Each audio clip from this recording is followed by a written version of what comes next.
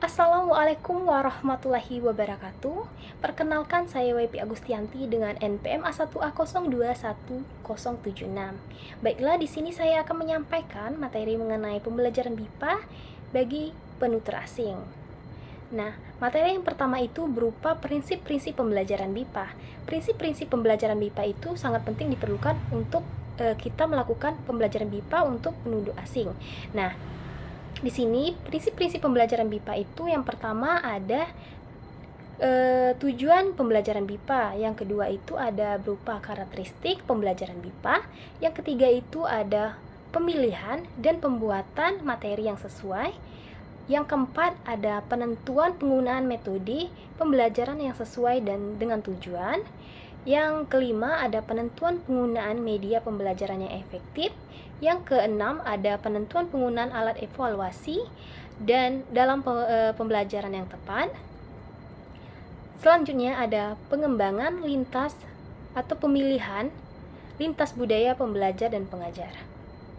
Materi yang selanjutnya ada level-level BIPA. Nah, level-level BIPA ini terdiri dari 7 level, yang dimana terdiri dari level 1, level 2, level 3, level 4, sampai level 7. Nah, dalam setiap level ini berisi tahapan-tahapan tersendiri mengenai tingkat-tingkat BIPA, dari yang mulai terendah sampai yang tertinggi, atau dari yang mudah sampai yang tersulit. Nah, di sini ada level BIPA 1. Level BIPA 1 itu adalah level yang mampu memahami dan menggunakan ungkapan yang konteks, jelas dalam perkenalan diri dan pemenuhan kebutuhan konkret sehari-hari, rutin, dengan secara sederhana, mampu berkomunikasi dengan mitra tutur yang kooperatif.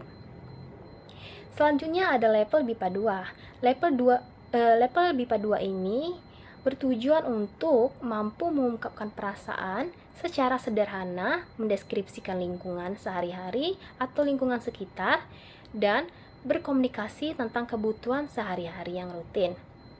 Selanjutnya ada level BIPA 3. Level BIPA 3 ini bertujuan untuk mampu mengungkapkan pengalaman, harapan, tujuan, serta rencana yang secara singkat dan lugas serta koheren dengan disertai alasan dalam konteks kehidupan sehari-hari dalam kerja.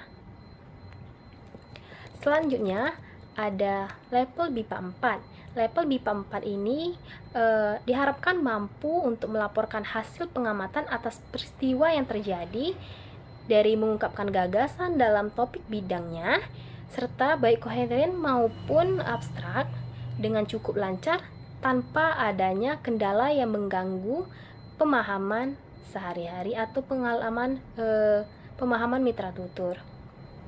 Selanjutnya ada level BIPA 5.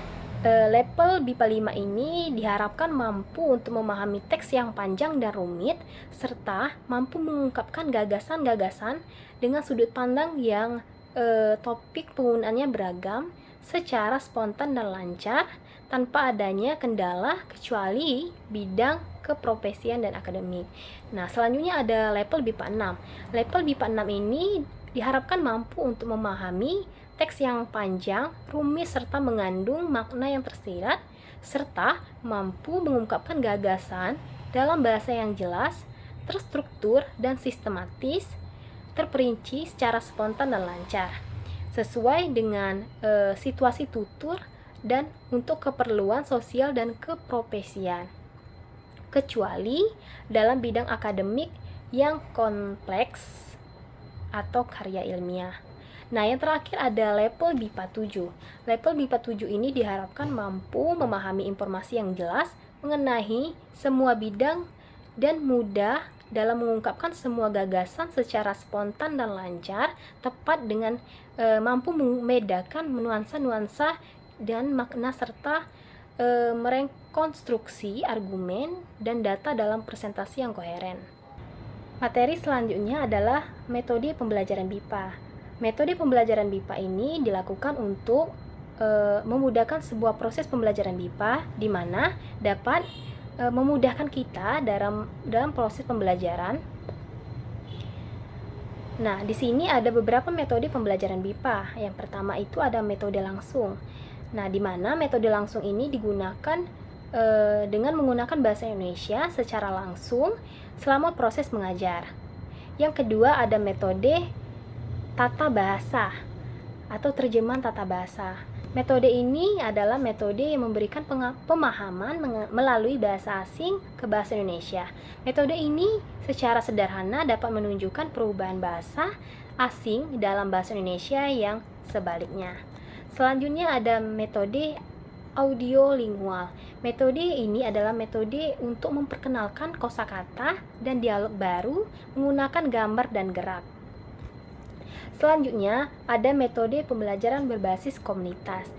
Metode ini memiliki kebebasan membicarakan apapun yang ingin disampaikan, baik itu dalam bentuk kelompok.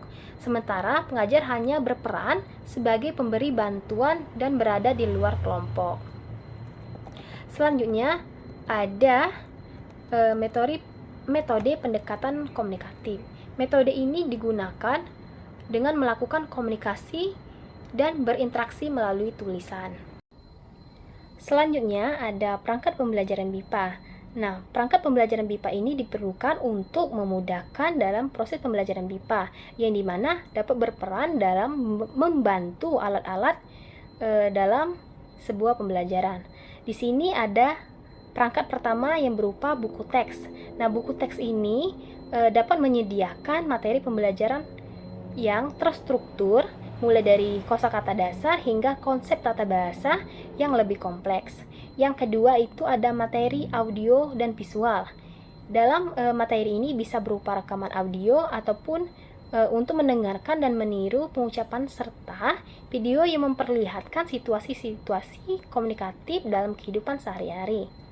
Yang ketiga itu ada pemahaman dan aktivitas interaktif.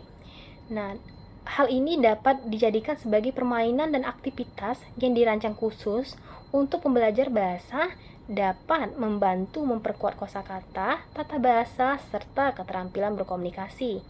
Selanjutnya ada aplikasi pembelajaran. Nah, di sini aplikasi ini berperan untuk memberikan seluler atau perangkat lunak komputer yang menyediakan platform yang interaktif dan mudah diakses untuk latihan mandiri.